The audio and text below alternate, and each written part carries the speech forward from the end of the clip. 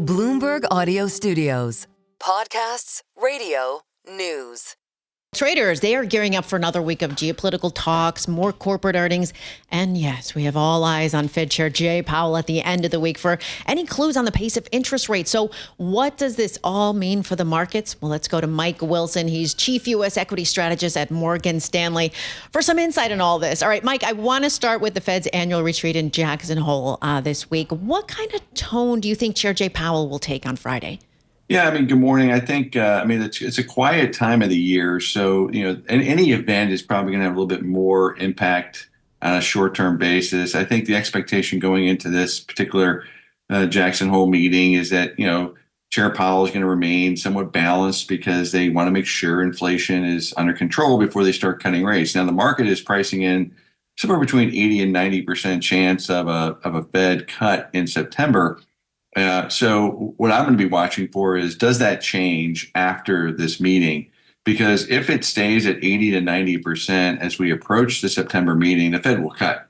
They will not want to disappoint markets. So look, our expectation is still for no cuts this year as a house. I think, the evidence is sort of building that maybe tariffs aren't going to have as big an impact on inflation as the chair is thinking. And that should lead to, the greater chance of rate cuts in September. So that's what we're set up for right now. And I think if that were to come down to 50%, that would be disappointing for markets. So I think that's what we're going to be watching kind of on Friday to see after his initial speech and then into next week. And since you mentioned those rate cuts, so the Fed has been able to digest some more labor market data, the level of unemployment, inflation. Is that all playing into your Fed rate cut bet as well? That's right. Our economists have been looking for slowing growth and stickier inflation. And that's actually played out. That's exactly what has happened, which is why the Fed has been on hold this year. But I think, as we look out, the risk of slowing labor looks like a bigger concern than, say, sticky inflation. And we all know that Fed funds rates are too high for most businesses and most consumers. That's why interest rate sensitive parts of the market have been basically stuck in a recession now for the last 2 or 3 years. So there is appetite to cut rates, I think, at the Fed. They just want to make sure. I think they still have a little, PTSD from 2021. They want to just make sure. And that's the balancing act right now. In the meantime, however, what's really going on is that earnings revisions have been explosive. And we've been writing about this, really since April. And that's what's been driving stocks higher. So even in the face of slowing growth, earnings revisions have been fantastic, and companies have sort of done a good job of mitigating some of these risks from the tariffs. Now, since you mentioned earnings, let's go there. We have retail earnings. They're going to be front and center this week. We're talking about Walmart, Home Depot, Lowe's, Target. What are you expecting? Is it all about the tariff impact? Well, that's a great question. So far, tariffs have really not slowed down this earnings train, as I mentioned. But this is the one area where we do believe tariffs could have a negative impact, is in sort of this consumer discretionary area where these companies don't have a ton of pricing power. We're not seeing as much discounting there, maybe from the exporters themselves. So the question is, who's going to eat those tariffs? And this is probably where companies may see some margin pressure.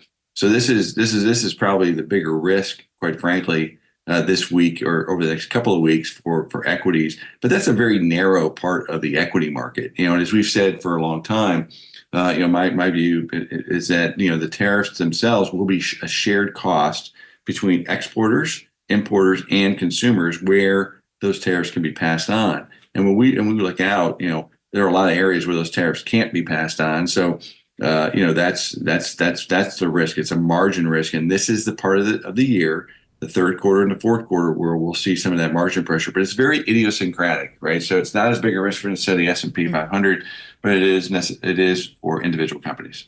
Now, what about tech? It's in focus this week. You have Palo Alto after the close. Have you been impressed with tech earnings so far? And how is Palo Alto going to line up? Yeah, tech has been bouncing back. Let's not forget one of the big things we've been writing about for the last year and a half is that we've been in a very mixed earnings and economic performance overall, meaning we've been going through sort of a rolling recession. And one of the recessions that have been out there is overall spending on IT CapEx, so away from AI CapEx. And then last year, we got a deceleration in AI CapEx starting in December, which is why a lot of those stocks did poorly in the first quarter. That's an overlooked fact. Everybody thinks it's about, tariffs, tariffs, tariffs. It's not about tariffs. There's an AI capex deceleration, and in April, all of that bottomed, and the overall IT capex cycle also bottomed in our view. So tech earnings have been driven by those two features, and we think that continues. I think people have been a little too bearish on software. People have been concerned that AI is going to eat into some of these software companies, and that may be true over time. But let's not forget that the overall spending on software has been slowing, or even in like I said, a soft recession for the last couple of years, and now we're coming out of that. So I think that continues. I think on a relative basis, tech earnings continue to look pretty good. And to play along with what you said, we have about a minute left here. You've been bullish lately? Are you still bullish? I am on a 6 to 12 month basis. I actually feel better today than I have in quite a while on the fundamentals. Now, the stock market has already discounted a lot of this. This is, stocks trade ahead of the data. So, we are going to have some sort of consolidation. We've been writing about that too, probably in the third quarter at some point. And but we'd be buyers of that. That's the main message: is that we think we're sort of beginning a new bull market in April. We're not going anywhere near those lows, even if we have what feels like a overall economic recession, because the market already discounted that and it's looking ahead. So consolidation is a consolidation to be bought.